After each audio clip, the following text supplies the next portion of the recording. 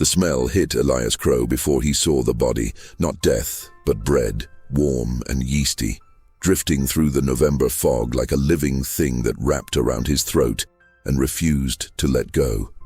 He stood at the corner of Mercy Street and Hollow Avenue, staring at the brown stain on the cobblestones where the police had scraped away what remained of Thomas Bellamy, the third disappearance in Black Hollow that month. The constables had washed the stones twice, but the rust-colored residue clung to the cracks between the bricks, darker where the morning dew collected. Elias pressed his boot against the edge of the stain and felt something give beneath the leather. Not the stone, but something softer, like dough left too long in warm water. The wind shifted, and the bread smell intensified, thick enough to taste. It came from the building directly across the street, Whitmore Bakery, 3 stories of weathered brick with windows that reflected nothing, not even the weak morning sun struggling through the industrial haze. The sign above the door was hand-painted in letters that seemed to shift when Elias looked away, sometimes reading Whitmore's, sometimes just Whitmore. And once, when he blinked hard, he could have sworn it said White Morning. A woman in a wool coat hurried past him, a loaf wrapped in brown paper tucked under her arm. Her face was pale, cheekbones jutting like blades beneath skin stretched too tight. She didn't look at Elias, didn't acknowledge the stain on the street, just walked with the mechanical precision of someone following a path, worn into their bones by years of repetition. Elias pulled his notebook from his coat pocket. The leather cover cracked from 3 years of chasing stories through New York's forgotten corners. He'd come to Black Hollow following a tip from a contact at the city morgue. 3 bodies in 6 weeks, all from the same neighborhood, all with the same peculiar detail. Their stomachs were empty, completely empty, as if they hadn't eaten in days despite witnesses seeing them purchase bread from Whitmore's hours before their deaths. The bakery door opened, and Elias felt his stomach clench. A man emerged carrying a wooden tray stacked with loaves. He wore a white apron stained with flour and something darker, reddish-brown streaks that could have been rust or dried blood. His skin had the waxy quality of candlelight on porcelain, and when he turned his head, Elias saw that his eyes were wrong. Not blind, not diseased, just wrong. Too reflective, like animal eyes caught in lamplight, throwing back more light than they received. The baker set the tray in the window display, arranging the loaves with fingers that moved in joints that bent at angles that made Elias's throat tighten. The man didn't blink, didn't seem to breathe, just arranged the bread with the mechanical efficiency of a music box dancer, then turned and walked back into the darkness of the bakery interior. Elias crossed the street, his boots loud on the cobblestones.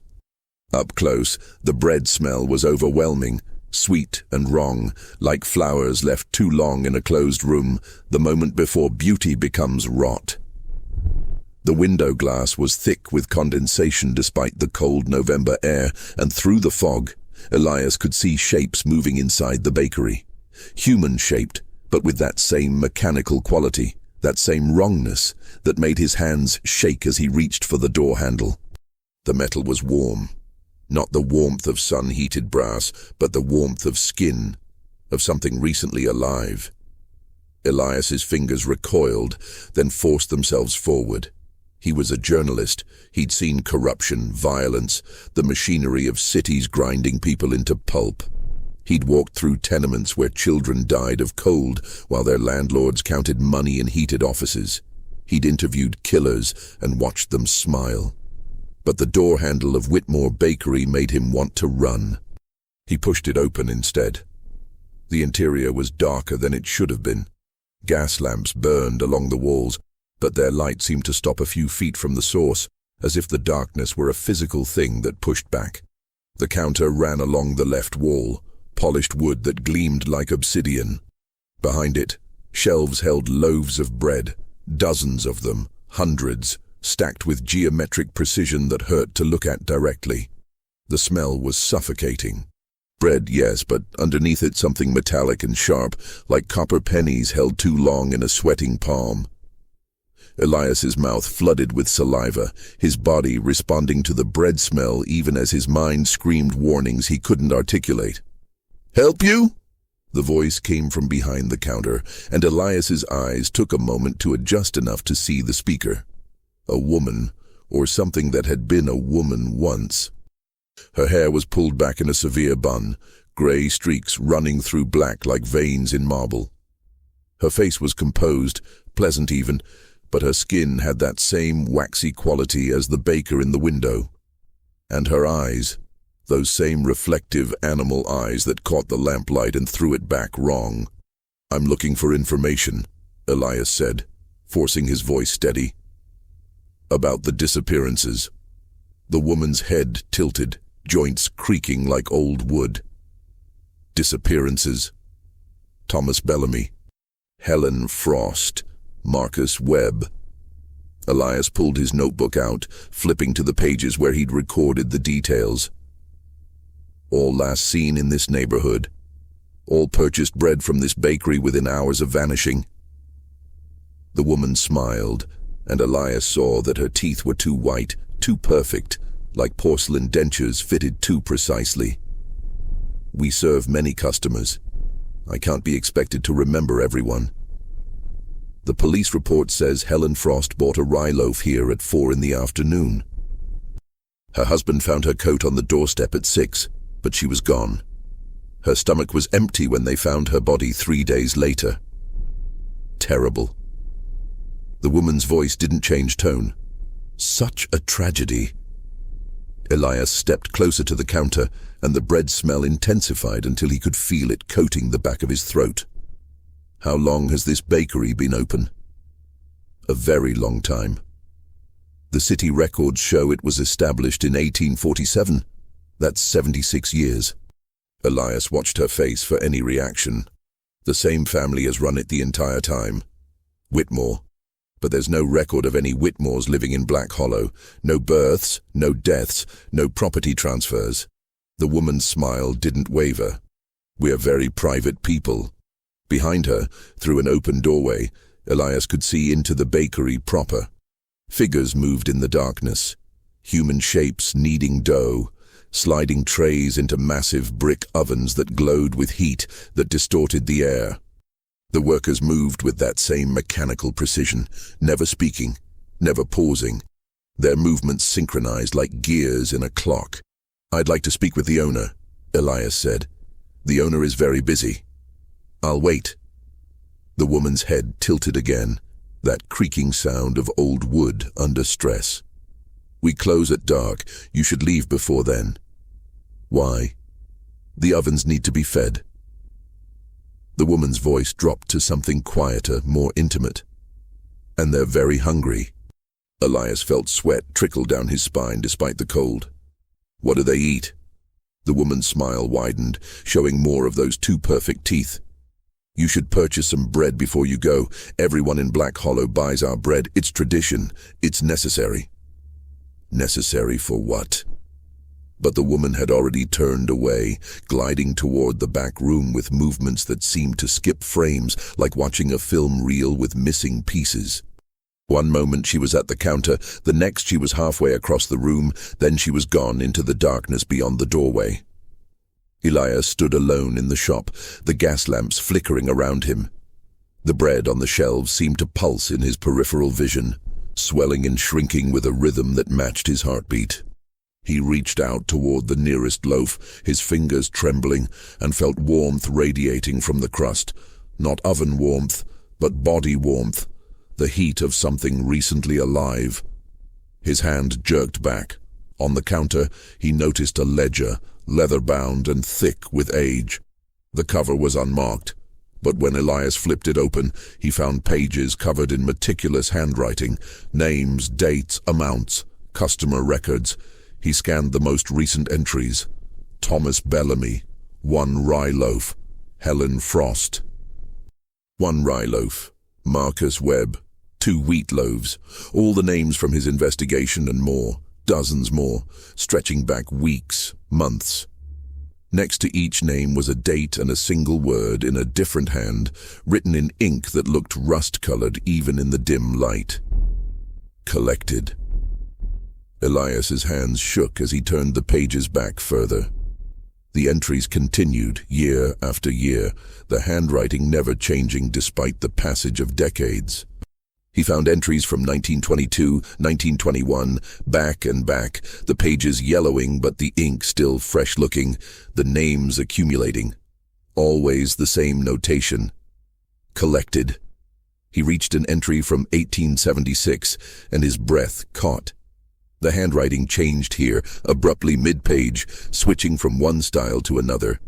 Before the change, the last entry read, Samuel Whitmore, 3 loaves. Fire. After the change, a new note in different hand.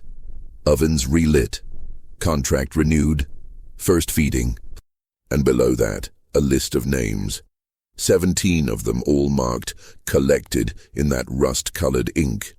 Footsteps on the stairs behind the counter. Heavy, dragging, like something being pulled across wood. Elias shoved the ledger back into place and stepped away from the counter, his heart hammering against his ribs. A man descended from the darkness above, tall, broad-shouldered, wearing an apron that might have been white once, but was now the color of old bone. His face was young, no more than 30, but his eyes were ancient. Those same reflective animal eyes, but worse somehow, deeper, with a hunger that made Elias's skin crawl. "You're the journalist," the man said. Not a question. "Elias Crow, I know who you write for." The man moved behind the counter with that skipping, film reel movement. "You're asking questions about our customers. 3 people have died. People die every day." The man's hands rested on the counter, fingers long and pale. "But you're not asking about them. You're asking about us, about how long we've been here, about why we never change." Elias forced himself to meet those animal eyes. The city records show this bakery burned down in 1876. 17 people died, including the owner, Samuel Whitmore. But the bakery reopened the next week, same location, same name. And the bakers look exactly like they do in photographs from before the fire. The man smiled, and Elias saw that his teeth weren't porcelain perfect like the woman's. They were stained, yellow-brown, with gaps where some had rotted away. Real teeth. Dead teeth. "You've done your research. What happened in 1876? "What always happens."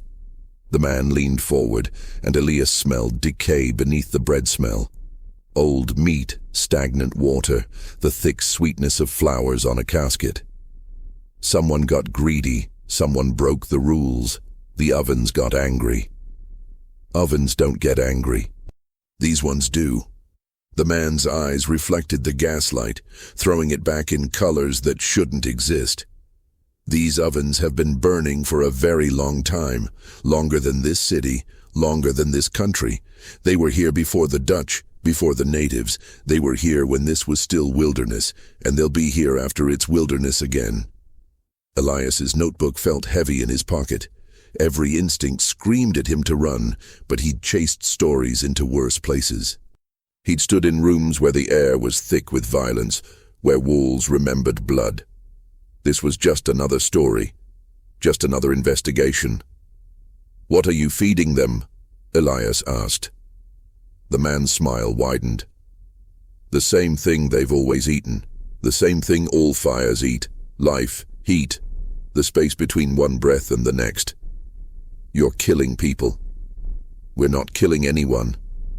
The man's voice was patient, like explaining mathematics to a child. "We're collecting what's owed. Everyone in Black Hollow knows the rules. Buy the bread, eat the bread, pay the price. It's simple, fair even." "What price?" "A piece of yourself." The man tapped his chest with one long finger. Small at first, so small you don't notice. A memory, a feeling, the ability to taste anything except our bread. But you keep eating, because you can't stop. Because the ovens are in you now, burning, always burning, and only the bread puts out the flames. Elias felt his stomach turn. And when there's nothing left to take, then you're collected. The man gestured toward the back room. Then you come work for us. Forever. The ovens need tenders, after all. Someone has to keep them fed. Through the doorway, Elias could see the workers more clearly now. Their movements weren't just mechanical. They were desperate, frantic, hands moving in patterns that suggested screaming, even though no sound emerged.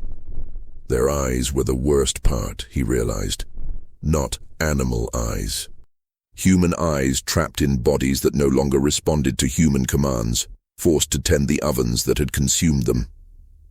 The fire in 1876, Elias said slowly.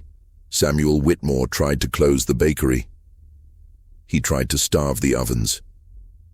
The man's voice held a note of admiration. Brave. Stupid. He thought fire could be controlled with fire. Burned the building down, himself inside it, along with 16 of his workers. But ovens that old, that hungry, you can't kill them with heat. You can only feed them. So they took him, and everyone who died in the fire. And they've been working ever since. The man leaned back, arms crossed. 17 souls, tending the ovens day and night, baking bread that feeds the hunger, that spreads the fire to new hosts. It's a good system, efficient. Everyone gets what they need. Except the people who disappear. They broke the rules. The man's voice hardened. They tried to leave Black Hollow, tried to escape the debt. You can't do that. The ovens don't forget. They never forget. Elias's hand moved toward his pocket, toward the small revolver he carried for protection. But before he could reach it, the man's hand shot out, impossibly fast, and gripped his wrist. The fingers were cold, corpse cold, with a strength that made Elias's bones creak. You should buy some bread, the man said softly. Everyone buys the bread. Everyone pays the price. It's tradition. I'm not eating anything from this place. Then you should leave Black Hollow. Tonight, before the ovens notice you. The man released Elias's wrist and Elias stumbled backward, his hand numb, his arm aching. He turned toward the door, but the woman from before blocked his path, appearing in that skipping, frame-jumping way that made Elias's vision swim. One loaf, she said, holding out a package wrapped in brown paper. On the house. A gift for a curious visitor. Elias didn't take it. He pushed past her, feeling her body yield like dough, like something without bones, and burst through the door into the November twilight. The cold air hit his lungs like broken glass, and he bent over, retching onto the cobblestones, bringing up nothing but bile and terror. Behind him, through the bakery window, he could see them watching.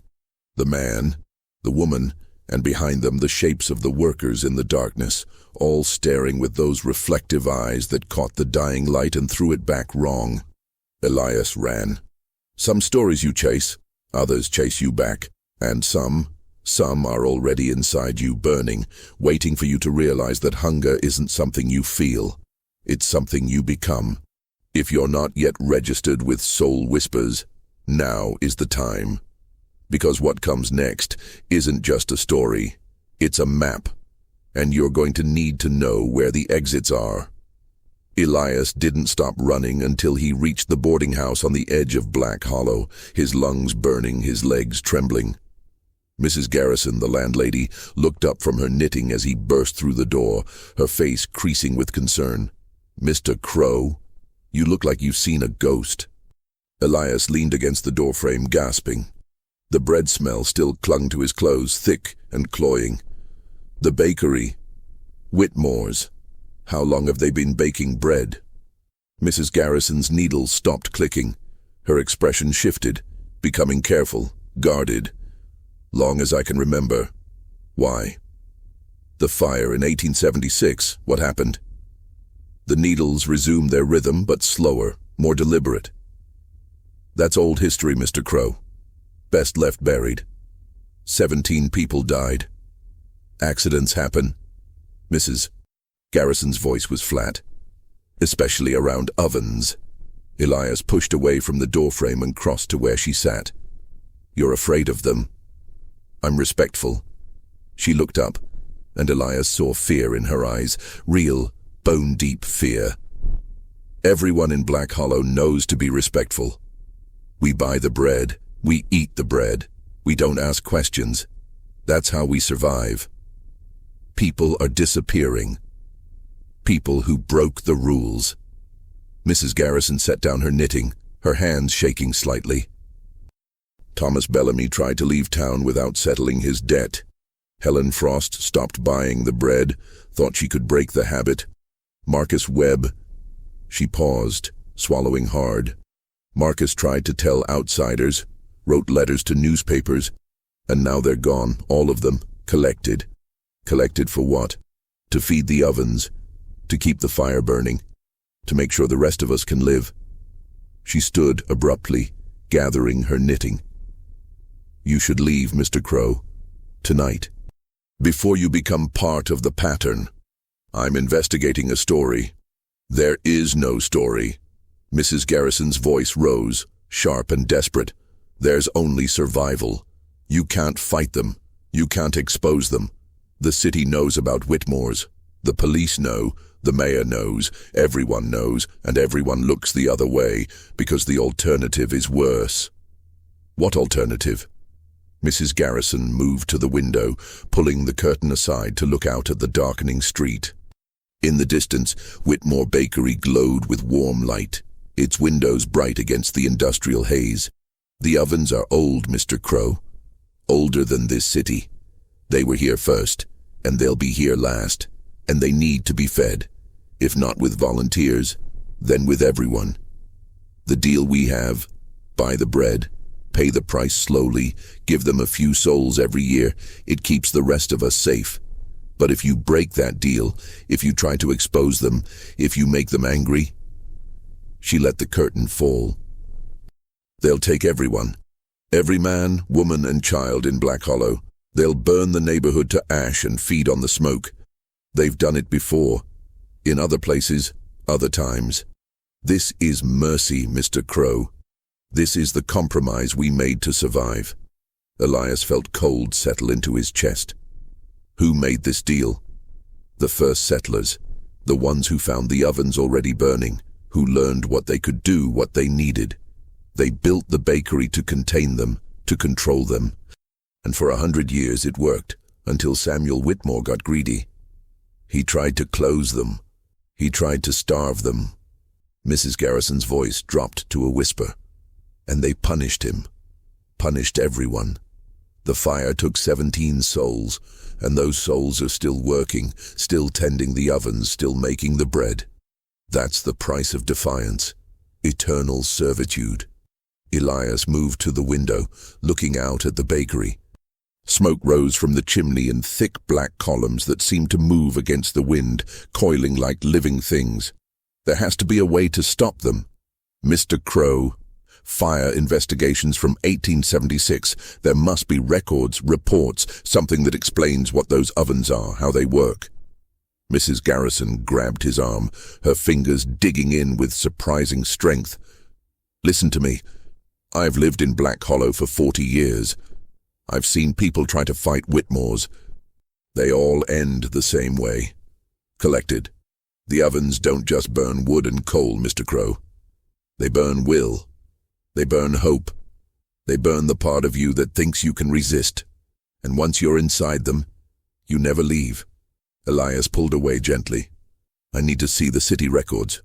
The original investigation. They were destroyed." "How do you know?" "Because I was there." Mrs. Garrison's voice cracked. "I was 10 years old when the fire happened. I watched my father try to investigate. He was a constable, thought he could find evidence, prove that the ovens were more than just ovens. He went into the bakery 3 days after it reopened. We found his coat on the doorstep the next morning. And when I went inside to look for him..."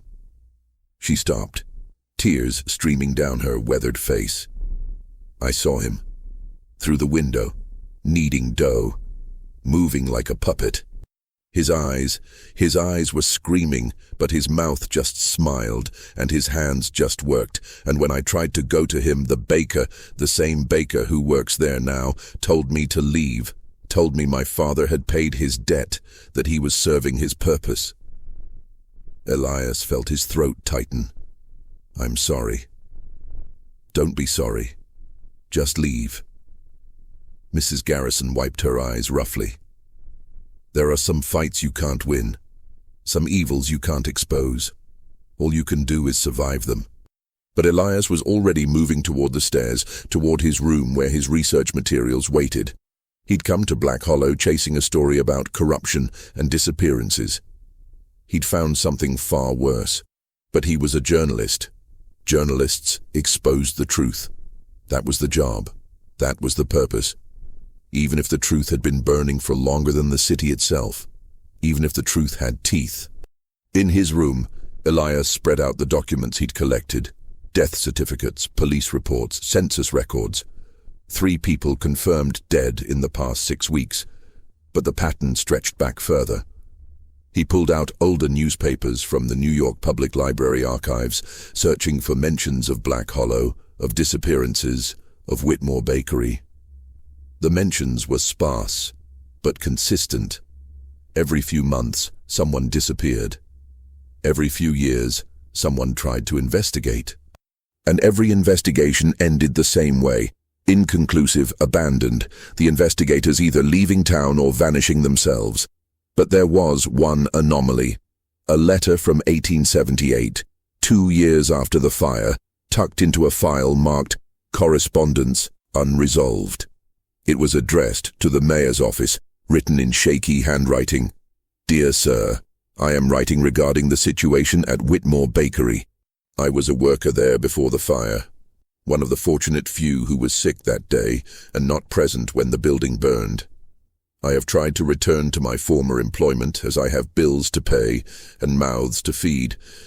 But the baker, who I recognize as Samuel Whitmore himself, despite official records claiming he perished, refused me entry. He said the ovens were fully staffed and would remain so indefinitely. When I asked about my former colleagues, he smiled and said they were exactly where they belonged. Sir, I believe something terrible has happened at Whitmore's, something beyond natural understanding. I believe the dead are walking.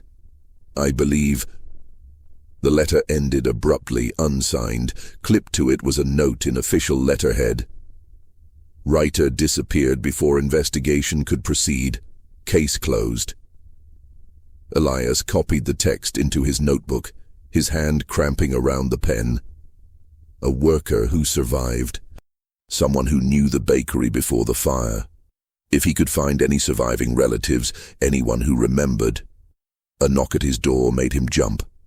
His hand went automatically to his revolver, but when he opened the door, he found only a young boy, no more than 12, holding a package wrapped in brown paper.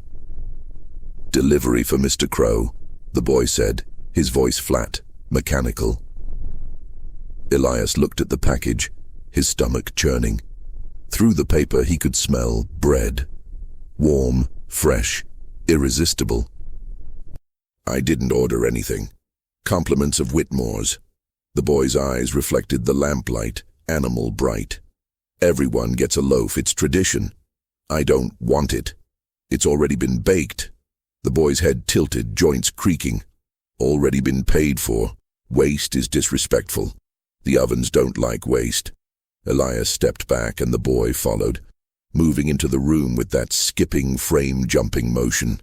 He set the package on the desk next to Elias's research materials, and for a moment, his child's face twisted into something ancient and hungry.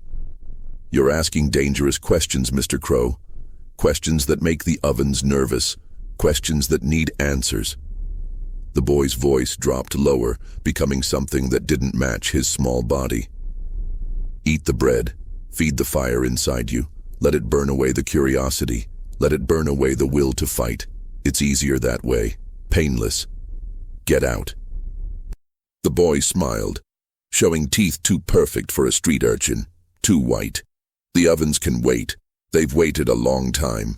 They can wait a little longer. But they will have you, Mr. Crow, one way or another. Everyone in Black Hollow belongs to the fire eventually.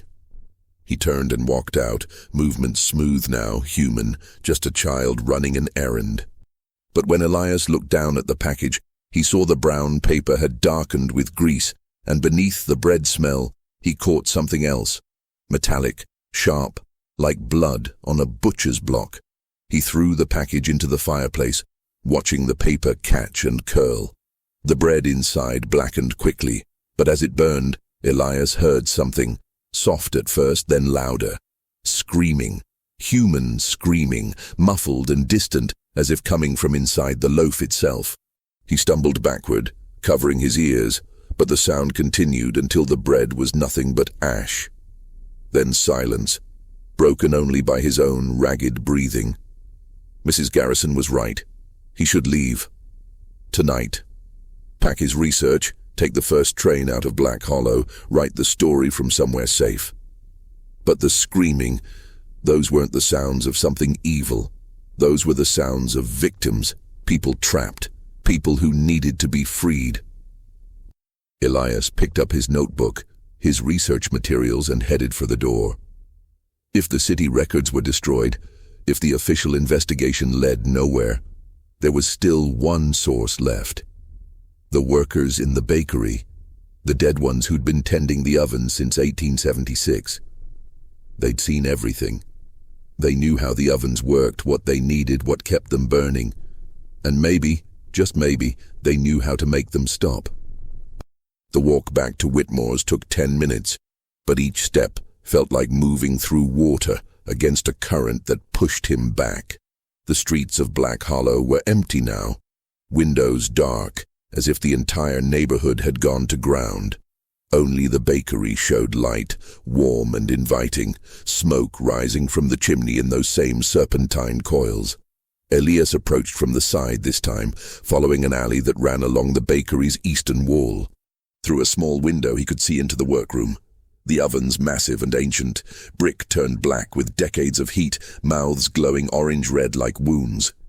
And before them, the workers. 17 figures moved in synchronized patterns, hands kneading dough, sliding trays, stoking fires. Their movements were precise but wrong, like watching puppets controlled by someone who'd never actually seen a human move.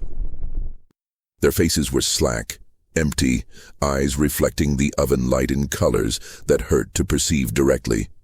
But one face was different. A man at the far oven, older than the others, with a beard that might have been white once, but was now stained with ash and grease.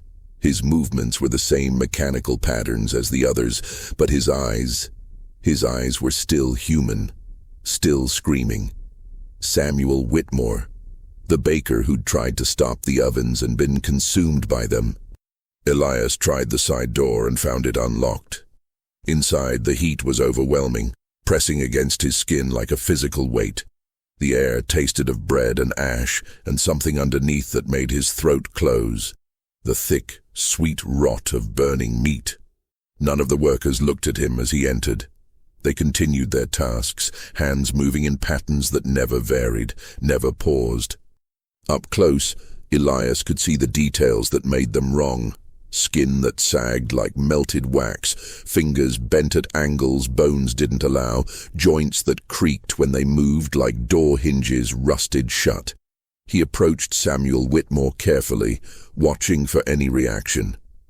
The old baker's hands continued kneading dough, pushing and folding with mechanical efficiency, but his eyes tracked Elias's movement.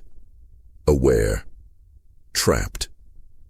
"Mr. Whitmore," Elias said quietly. "My name is Elias Crow.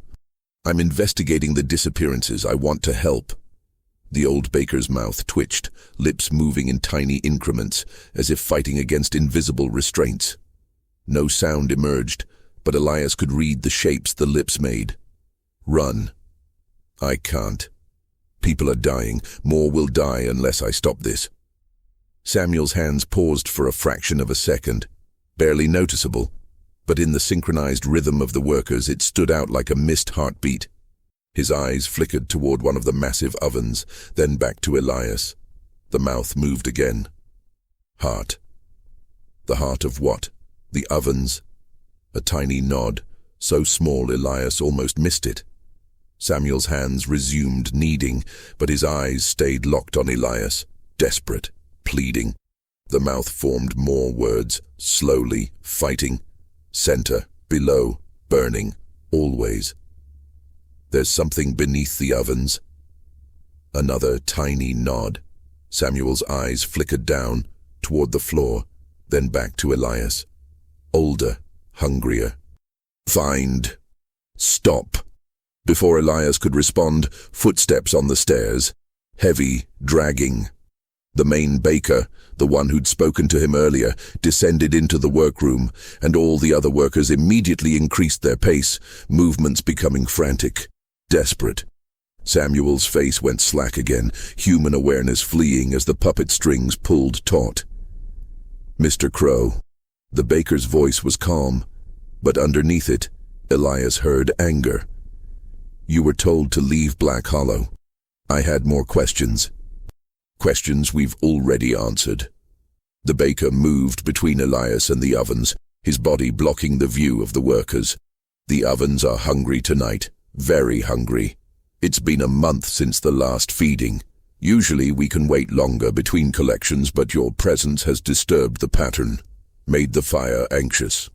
Elias forced himself to stand his ground. What's beneath the bakery? What's the real source of the fire?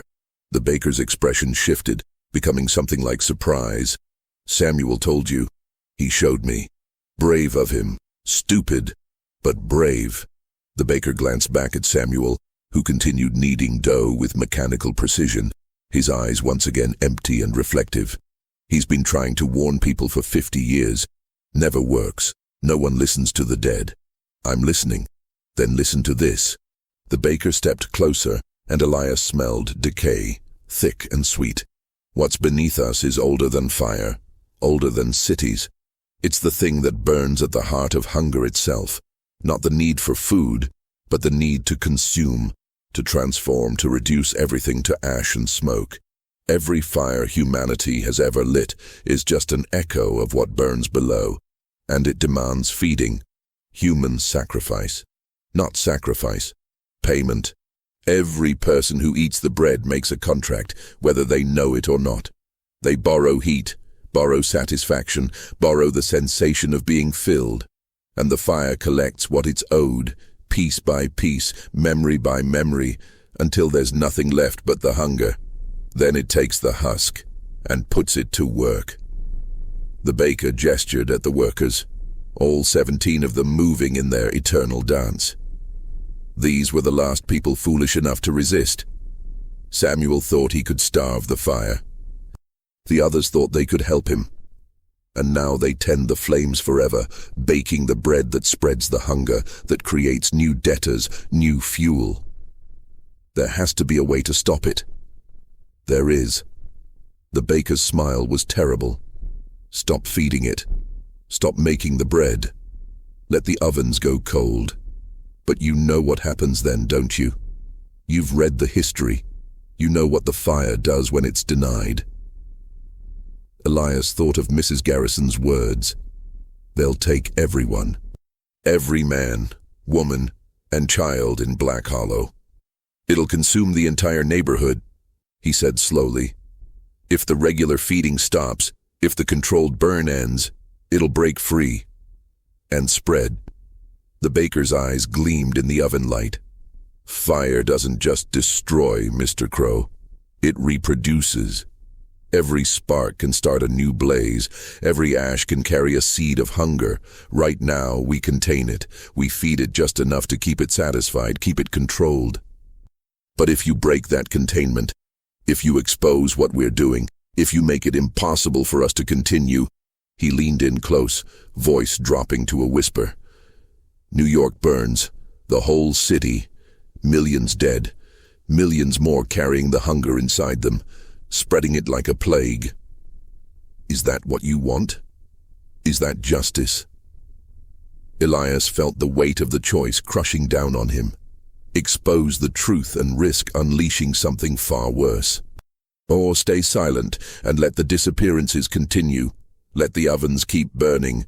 Let Black Hollow survive by feeding its own to an ancient fire. You're lying, Elias said, but his voice lacked conviction. You're trying to scare me into silence. I'm telling you the truth. The baker stepped back. But don't take my word for it. Go down there. See for yourself. The entrance is in the basement, behind the coal storage. See what we're containing. See what happens if the feeding stops. He gestured toward a doorway at the back of the workroom. Go ahead, Mr. Crow. Investigate. Get your story.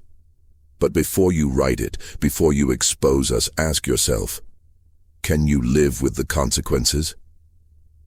Elias looked at the workers, at Samuel Whitmore's empty eyes, at the ovens glowing with their ancient hunger. Every instinct screamed at him to run, to leave Black Hollow and never return.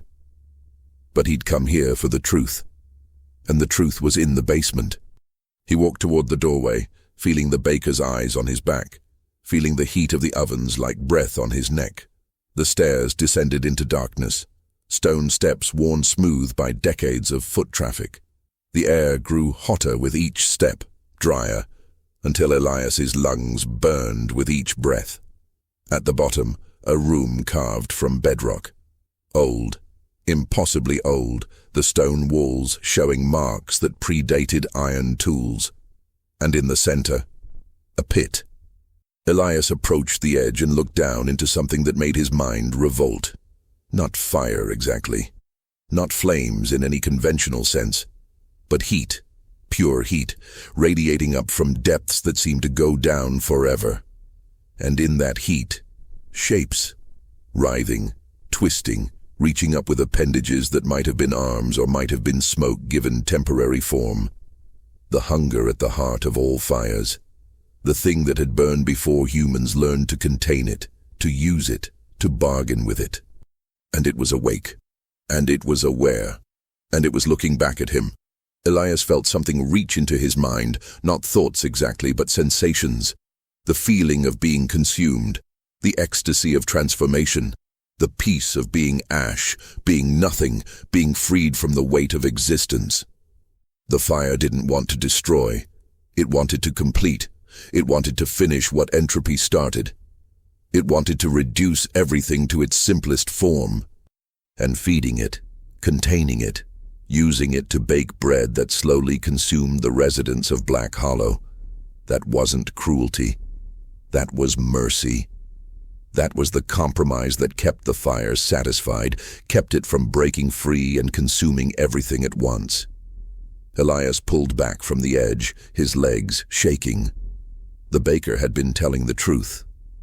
The choice wasn't between exposing evil and staying silent. It was between controlled evil and apocalyptic destruction. He climbed the stairs on hands and knees, his strength gone, his certainty shattered. At the top, the baker waited, expression almost sympathetic. "Now you understand," the baker said. Elias wanted to argue, wanted to fight, wanted to find some third option that didn't involve feeding people to an ancient fire. But the shapes in the pit had shown him the truth. There was no third option. There was only choosing which horror to accept. "The people who disappear," Elias said hoarsely. "The ones who are collected, they're chosen specifically. They break the rules, try to leave with unpaid debts, try to expose us, try to stop the feeding." The baker shrugged. "The fire is patient, but it has limits. When someone threatens the arrangement, they have to be collected. It's maintenance, necessary. And if I write about this, if I expose what's happening here, then you'll be collected too." The baker's voice held no malice, just statement of fact. "And without us to control the feeding, the fire will break free. Maybe not immediately. Maybe it'll take weeks, months. But it'll happen, and millions will die screaming." Elias looked at the workers again. 17 people condemned to eternal servitude. Hundreds more across the decades, slowly consumed, memory by memory, until nothing remained but hunger, and all of it necessary, all of it the price of preventing something far worse. "Let me ask you something," the baker said quietly. "How many people live in New York City? 5 million? Maybe more? And in Black Hollow? 3,000. So, if the choice is between 3,000 people paying the price gradually, peacefully, and 5 million burning all at once, which would you choose?" Elias didn't answer, couldn't answer, because he knew what the right choice was, and he hated it. He turned and walked out of the bakery, past the workers, past the ovens, into the November night. The cold air felt like salvation, like drowning in reverse, his lungs gasping for anything that didn't taste of ash. Mrs. Garrison was right. Some fights you couldn't win, some evils you couldn't expose. All you could do was survive them. But even as he thought it, even as he accepted the terrible logic of the baker's argument, Elias's hand went to his notebook. Because there had to be another way. There had to be something he'd missed, some detail that would make sense of the impossible choice. Samuel Whitmore had tried to stop the fire and failed. But maybe he'd failed because he'd tried to starve it, to deny it, to fight it directly. Maybe the answer wasn't stopping the fire, maybe the answer was changing what it ate. Have you ever wondered what you'd give up to survive? Not the big things, not life or death, the small things. A memory, a feeling, the ability to taste anything except one specific flavor. Would you notice? Would you care? Or would you just keep eating, keep borrowing, keep paying the price piece by piece until there was nothing left to pay with? Think about it, while you still can. Elias spent the next 3 days in the New York Public Library, searching through archives that most people didn't know existed. Not the official records. Those had been sanitized, edited, made palatable for public consumption. He wanted the raw materials, the unfiltered accounts, the documents that had been filed away and forgotten because they didn't fit the narrative. He found them in a sub-basement that smelled of mildew and old paper, in filing cabinets marked miscellaneous, pre-1880. Letters from concerned citizens. Reports from investigators who'd vanished shortly after submitting their findings, newspaper clippings from publications that no longer existed, and in one folder marked religious correspondence, unorthodox, he found a letter from a priest named Father Michael Brennan, dated March 1877. To the Archbishop, the letter began, "I write to you regarding a matter of spiritual urgency in the neighborhood known as Black Hollow. I have been asked to perform an exorcism on a building, the Whitmore Bakery, which the local residents claim is possessed by a demonic entity. While I initially dismissed this as superstition, my investigation has revealed disturbing facts. The fire that destroyed the original bakery did not behave according to natural laws. Multiple witnesses describe flames that moved against the wind, that pursued fleeing workers, that seemed to possess intention and malice. The heat was so intense that it melted iron, yet the neighboring buildings were untouched. And when the fire finally died, the bricks of the ovens remained intact, still hot to the touch, despite being exposed to rain and snow for 3 days. More troubling still are the accounts of the ovens themselves. Several workers who survived, by virtue of being absent the day of the fire, claim that the ovens were built over a much older structure, something discovered during the bakery's construction in 1847.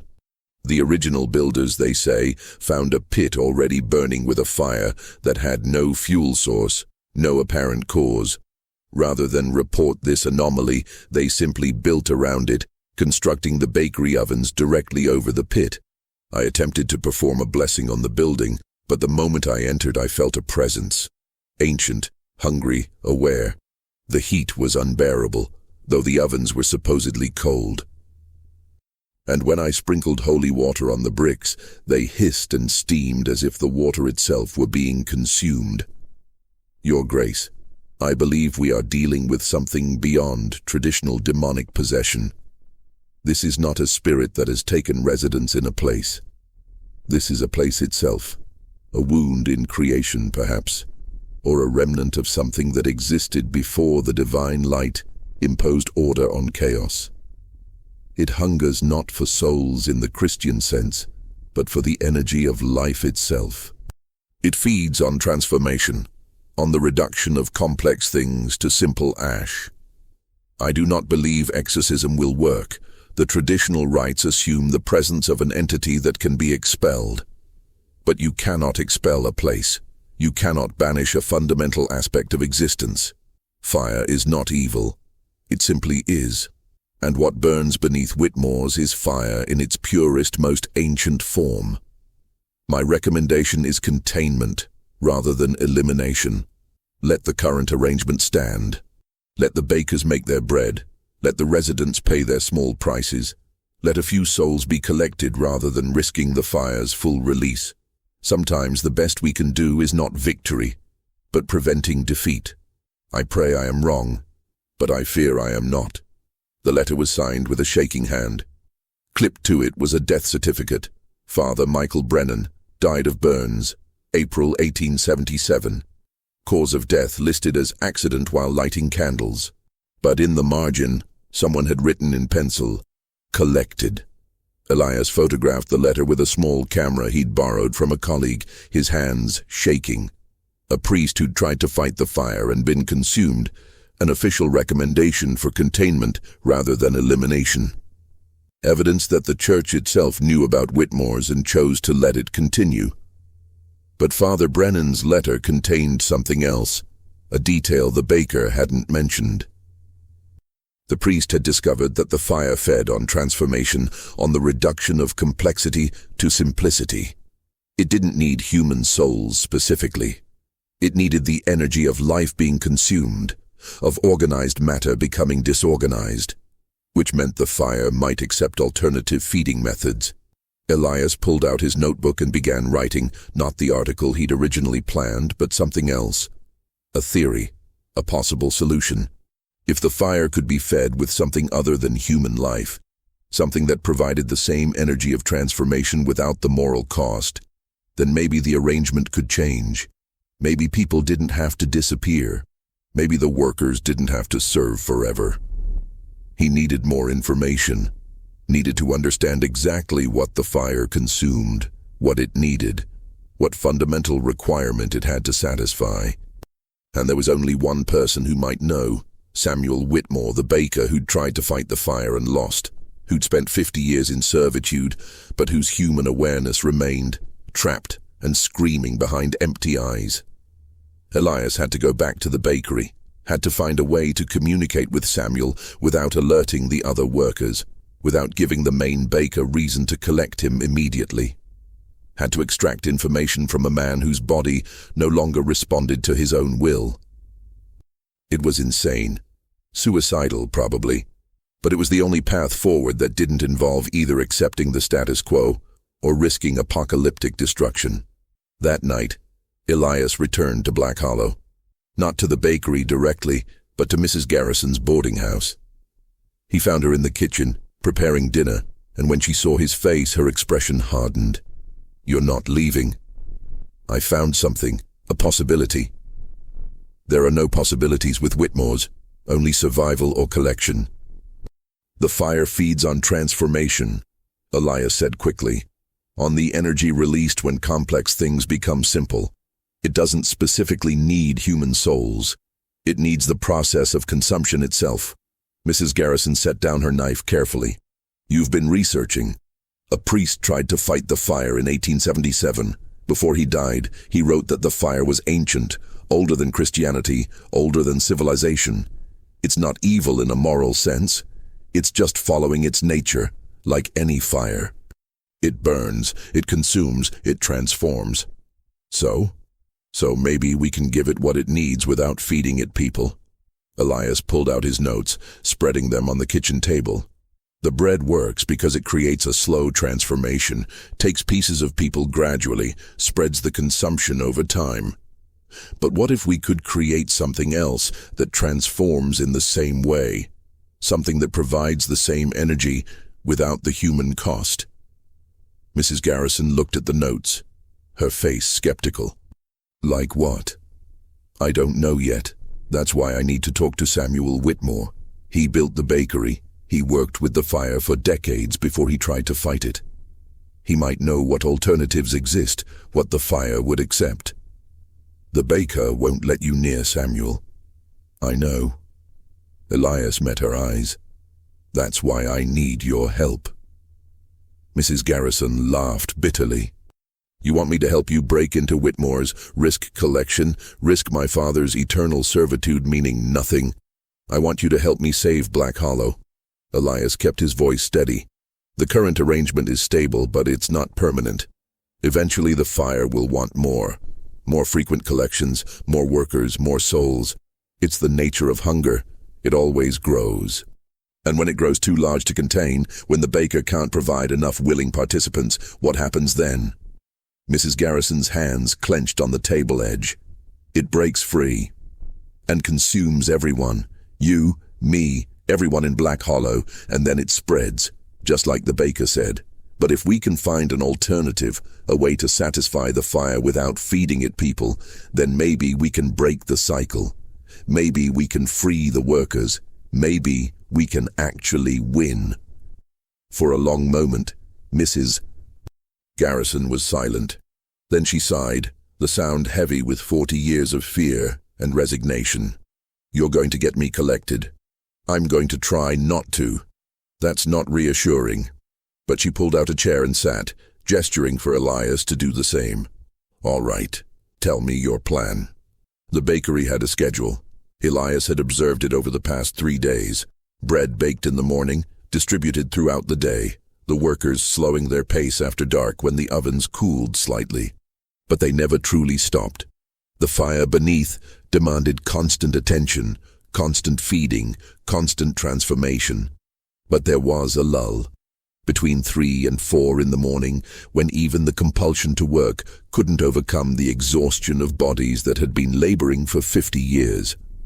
The workers' movements became sluggish, mechanical efficiency breaking down into something more human, more fallible.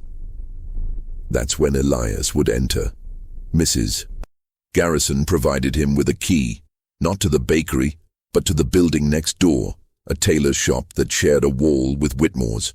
Decades ago, before the fire, there had been a connecting door between the businesses, allowing the tailor to receive fresh bread without going outside. The door had been sealed after 1876, plastered over and forgotten. But Mrs. Garrison remembered. She'd been a child, but she remembered her father mentioning it during his investigation. Remembered him saying that if he needed to enter the bakery unobserved, that's how he'd do it. He'd never gotten the chance. But Elias would. At 2:45 a.m., Elias stood in the dark tailor's shop, his hands trembling as he used a thin-bladed knife to chip away at the plaster covering the old door. The smell of bread was strong even here, seeping through the walls, thick and cloying. Each scrape of the knife sounded impossibly loud in the silence, and Elias kept expecting to hear footsteps, to feel cold hands on his shoulders, to smell decay. But the night remained quiet. After 20 minutes of careful work, he'd exposed the old door frame. Wood rotted with age, but still intact. The door itself had been removed, the opening sealed with bricks.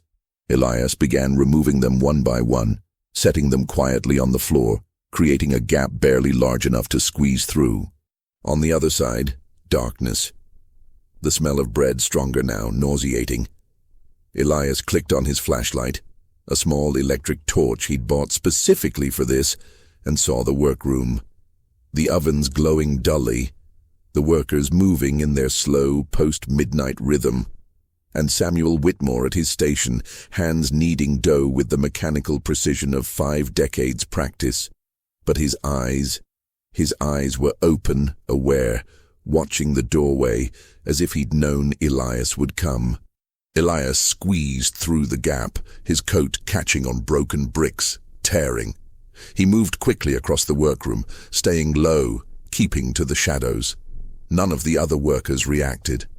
They continued their tasks, puppets on strings too exhausted to notice an intruder. Samuel's eyes tracked Elias's approach. Up close, the old baker's face was a map of suffering, skin hanging loose, lips cracked and bleeding, eyes sunken but still, impossibly, human, aware, trapped. "Mr. Whitmore," Elias whispered, "I need information about the fire, about what it needs." Samuel's mouth moved but no sound emerged. His hands continued kneading, never pausing, compulsion overriding will. But his eyes flickered down, toward the floor, then back to Elias. The same gesture from before. "Look below." "I've seen what's in the basement," Elias said. "The pit, the fire. But Father Brennan's letter mentioned it feeds on transformation specifically. On the energy of complex things becoming simple. Is that true?" A tiny nod. Samuel's eyes closed briefly. Relief, maybe, at being understood. So it doesn't need human souls. Just the process of transformation. The energy released when life becomes death, when order becomes chaos. Another nod, more emphatic. Samuel's mouth worked harder, lips forming words without sound. Anything. Living. Dying. Burning. Anything that transforms. Elias repeated, his mind racing. Plants. Animals. Chemical reactions. Anything that releases energy through breakdown. Yes. Samuel's eyes were desperate now, pleading. His hands suddenly grabbed Elias's wrist, not the mechanical grip of a puppet, but the desperate clutch of a drowning man. The touch sent ice through Elias's veins. Samuel's skin was cold, corpse cold, but the pressure was real, human, and through that touch, Elias felt something else.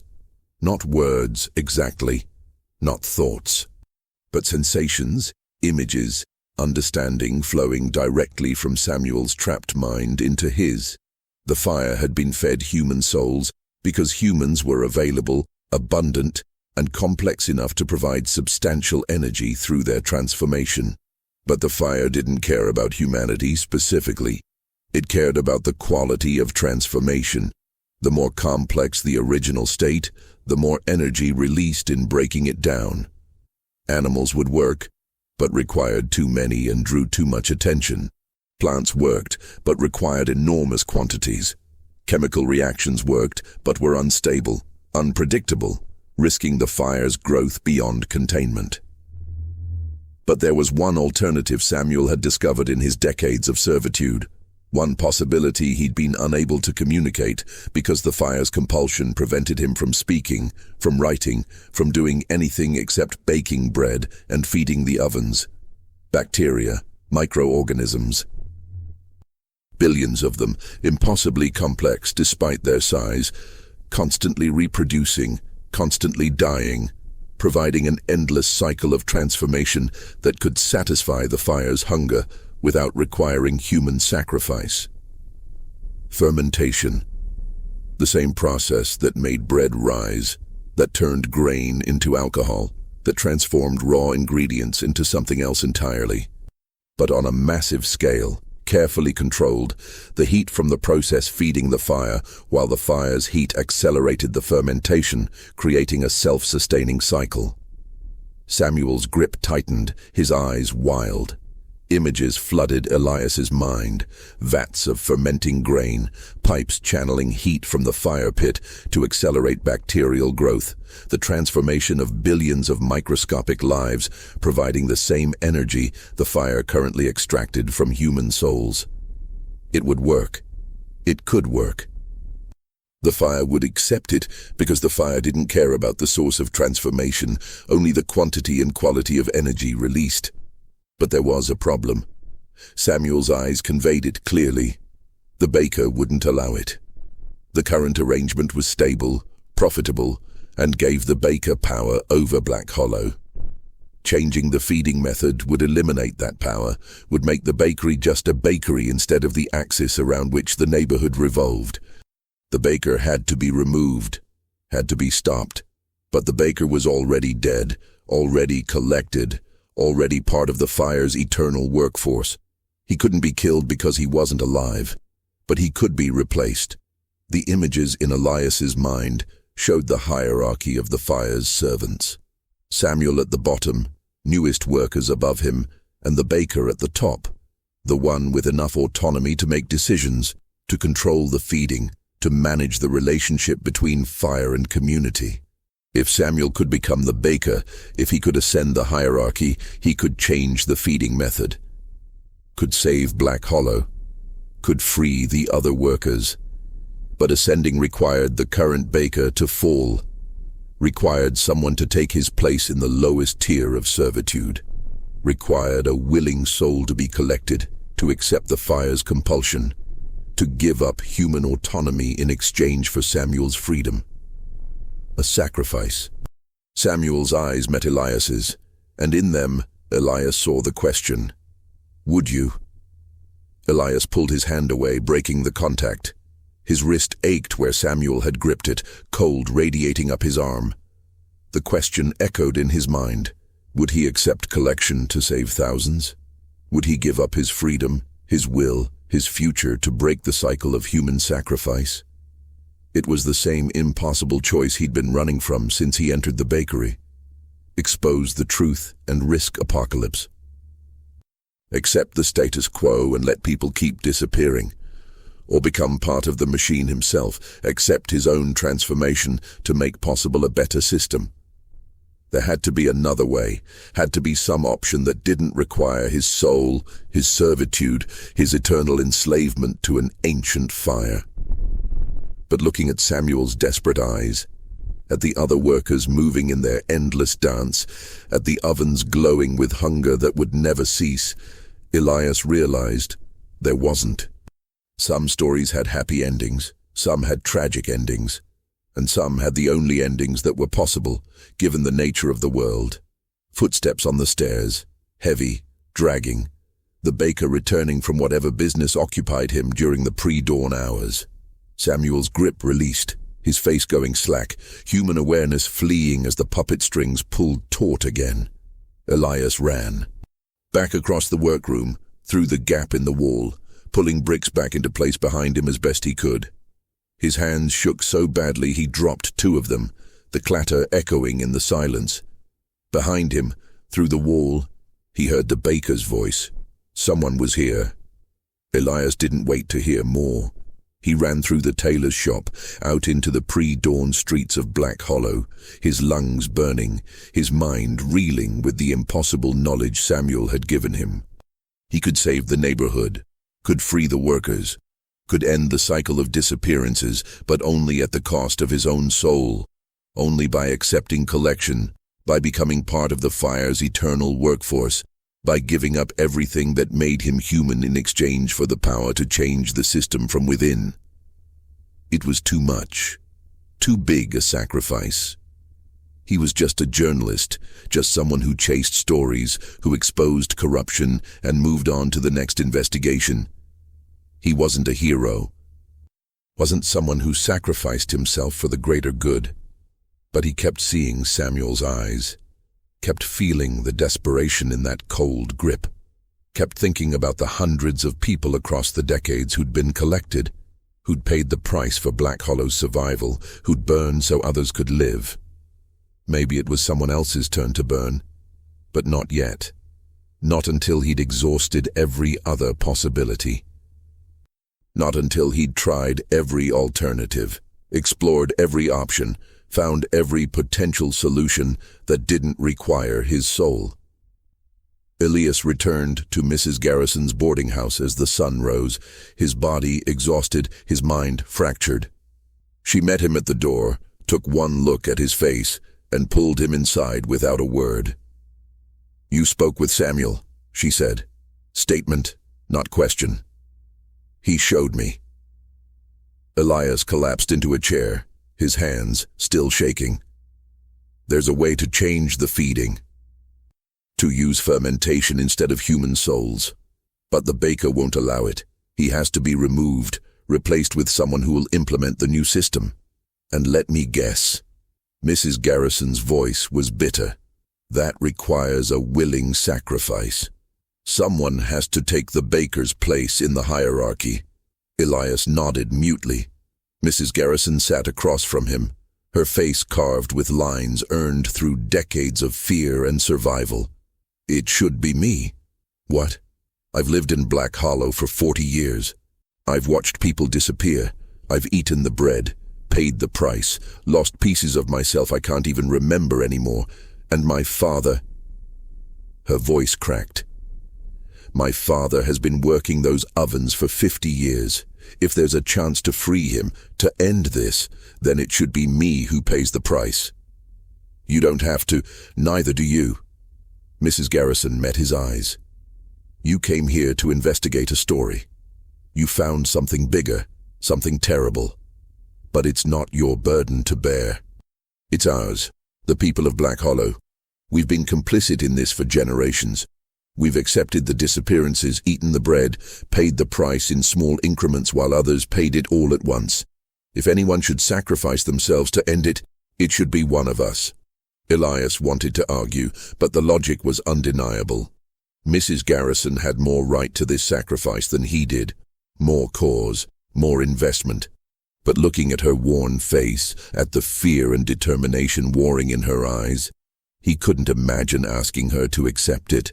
Couldn't imagine watching her walk into the bakery, feeling the fire's compulsion take hold, seeing her eyes go empty and reflective as human will dissolved into eternal servitude. There has to be another way, he said. There isn't. Mrs. Garrison stood, moving to the window. Dawn light streamed through, making Black Hollow look almost beautiful. The industrial haze tinted gold, the brick buildings glowing warm. But I need you to do something for me. After. When the new system is in place, when the fermentation is working and the workers are freed. I need you to write about it. No one will believe it. Maybe not, but they'll know. Somewhere in the back of their minds, they'll know that Black Hollow survived because people sacrificed themselves. That the bread they eat has a cost, that fires always demand feeding, but we can choose what we feed them. She turned back to him. Promise me you'll write it. Elias nodded, throat tight. Good. Mrs. Garrison smiled, sad and resigned. Then I'll go tonight. After the evening baking, when the baker is less vigilant, I'll walk in and offer myself for collection. And you make sure Samuel knows what to do. Make sure he implements the fermentation system. Make sure my sacrifice means something. She walked out of the room, leaving Elias alone with the dawn and the weight of a decision he hadn't made, but would have to live with. You've been listening long enough to understand that not all stories have heroes. Some have people who make the best choice they can from a selection of terrible options. Some have people who sacrifice themselves not because they want to, but because the alternative is unthinkable. But here's the real question, the one that matters. When you're faced with an impossible choice, when you're standing between sacrifice and catastrophe, between your own soul and countless others, what do you choose? More importantly, what would someone choose for you? Think carefully, because by the time you realize the choice has already been made, it's usually too late to change it. But Mrs. Garrison never got the chance to sacrifice herself. Because that evening, when Elias returned to the boarding house after spending the day documenting everything he'd learned, creating a record of the fire, the fermentation solution, the hierarchy of servants, everything Samuel had shown him, he found the house empty. Not just empty. Wrong. The air had that bread smell, thick and cloying, and the furniture was arranged differently, subtly, almost imperceptibly, but enough to make his skin crawl. On the kitchen table, a note in shaking handwriting. Mr. Crow, I regret to inform you that Mrs. Garrison has been collected. She attempted to enter the bakery this afternoon, presumably to offer herself, but the baker sensed her intention. Collection is only effective when the fire accepts the sacrifice willingly. Mrs. Garrison's attempt was coerced by guilt and desperation, not true willingness. The fire rejected her, but it took her anyway, as punishment for attempting to manipulate the compact. She now serves in the lowest tier and will never ascend. You should have stopped her. This is your fault. The note wasn't signed, but Elias recognized the handwriting from the bakery's ledger. The baker had written it, had delivered it personally, had walked through this house, this private space, marking it with his presence. The message was clear. No one manipulates the fire. No one circumvents the compact. And any attempt to do so results in worse punishment than simple collection. Elias's hands shook as he read the note a second time, a third. Mrs. Garrison had tried to save Black Hollow and been condemned to eternal servitude in the lowest tier. No chance of ascension, no possibility of gaining enough autonomy to implement changes.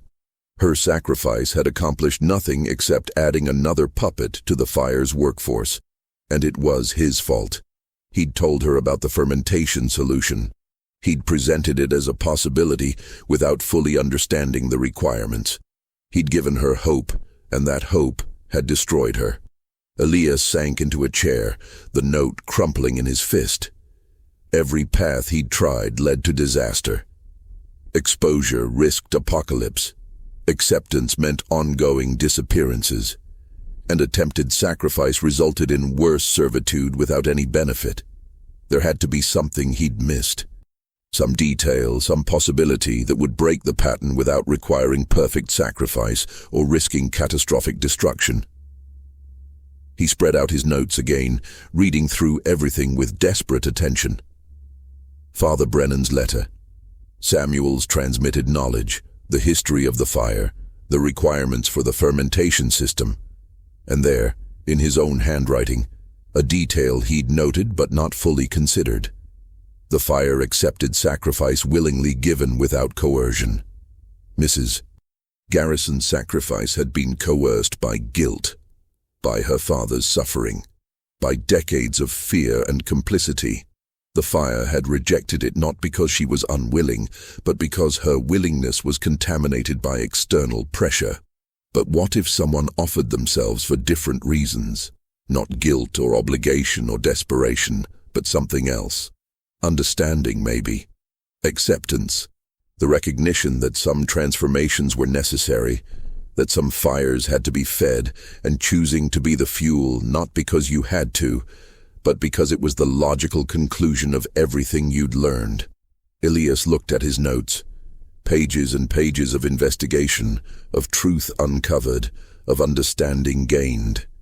He'd come to Black Hollow as a journalist chasing a story about disappearances. He'd found something far more profound. A fundamental truth about the nature of hunger, sacrifice, and the bargains humans made to survive. And now he understood his role in this story. Not observer, not exposer, but participant. Fuel. The realization didn't bring fear, it brought clarity. He'd been running from this conclusion since he first entered the bakery, but it was inevitable. Some stories you chased, others chased you back. And some were already inside you, burning, waiting for you to realize that hunger wasn't something you felt, but something you became. Elias stood, leaving his notes on the table. Let someone else find them. Let someone else understand what he'd learned. Let the truth survive even if he didn't. He walked out of the boarding house into the November evening. The streets of Black Hollow were quiet.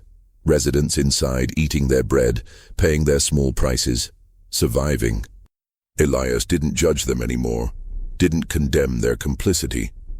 They were doing what humans had always done, feeding the fires that kept them warm, paying the costs that kept them safe, accepting the bargains that made life possible. And now he would join them. Not as another victim, not as someone coerced or obligated, but as someone who understood. Someone who chose. Someone whose sacrifice would be truly willing, untainted by external pressure, acceptable to the fire. The bakery loomed ahead, warm light glowing in its windows. Elias pushed open the door and stepped inside. The baker waited behind the counter, expression unreadable. Behind him, the workroom glowed with oven light, workers moving in their eternal dance. And among them, Elias could now see Mrs. Garrison, her movements the most mechanical, the most puppet-like, her eyes the most empty. The lowest tier, the worst servitude, his fault. I'm here to offer myself, Elias said. For collection. Willing sacrifice, no coercion. I understand what the fire needs. I accept what I'll become. And in exchange, I want Samuel Whitmore elevated to baker. I want the fermentation system implemented. I want Mrs. Garrison freed from the lowest tier. The baker's expression shifted, surprise maybe, or respect. You understand the cost. I do. You understand you'll serve forever, that your will becomes subservient to the fire's needs, that every human desire, every memory, every part of yourself that makes you you will be consumed until nothing remains but the compulsion to tend the ovens. I understand. And you still offer yourself? Elias met the baker's reflective eyes. I still offer myself. For a long moment, silence. Then the baker smiled, not the predatory smile from before, but something almost sad. You're the first in 50 years to offer truly willingly, not from guilt, not from desperation, but from understanding. Does that matter? To the fire? No. Fire doesn't care about motivation, only about the quality of transformation. The baker gestured toward the workroom. But to those of us who serve it, yes, it matters, because willing sacrifice is the only kind that has power to change the system from within. He stepped aside, revealing the doorway to the workroom. Go ahead, Mr. Crow. Feed the ovens. And when you've burned long enough, when you've served long enough, maybe you'll earn the autonomy to make the changes you want. How long? 50 years. Maybe more. The fire measures time differently than humans do.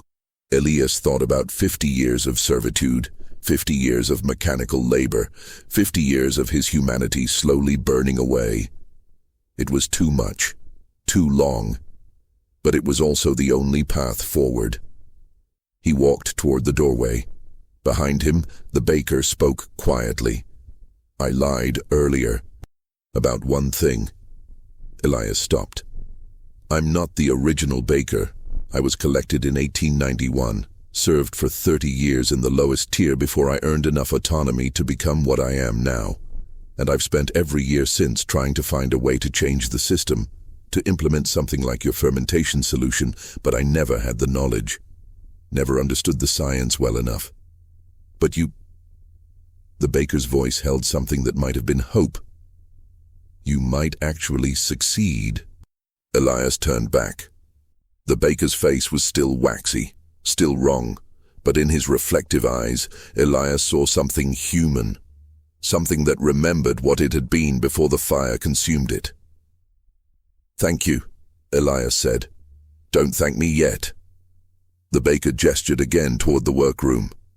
You have 50 years of suffering ahead of you first. Elias walked through the doorway, into the heat and the bread smell and the glowing oven light. The workers turned to look at him, all 17 plus Mrs. Garrison, plus dozens of others he hadn't seen before, all the collected souls across decades of feeding. And Samuel Whitmore stepped forward, his movement still mechanical, but his eyes still human, still aware. He extended a hand, and Elias took it, feeling cold fingers close around his own. Through that touch, Samuel conveyed one final message. Thank you, and I'm sorry. Then the heat intensified, and Elias felt something reach into him. Not painful exactly, but profound. The fire touching his soul, his will, his self, beginning the slow process of transformation that would reduce him from a complex human to a simple servant, from someone who chose to something that only obeyed. Elias's last thought as his autonomy began to dissolve was this: some stories you chase, others chase you back.